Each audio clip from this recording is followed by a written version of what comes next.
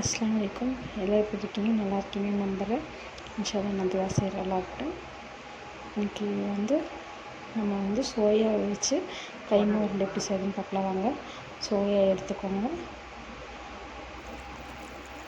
Soya எடுத்து நல்லா தண்ணி முழுகிற அளவுக்கு ஊற வச்சுக்கோங்க. ஒரு 1/2 hour ஊற வச்சிட்டிங்கன்னா போதும். நல்லா ஊறிடும். 1/2 hour 1 hour வரையும் ஊற வைக்கலாம். ஒன்றும் பிரச்சனை இல்லை. நல்லா ஊறிடும்.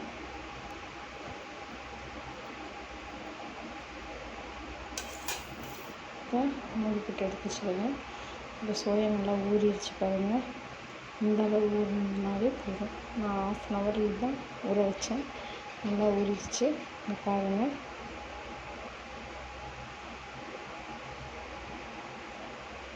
சோயா மிக்சியில் போட்டு நல்லா கிரைண்ட் பண்ணி எடுத்துக்கோங்க.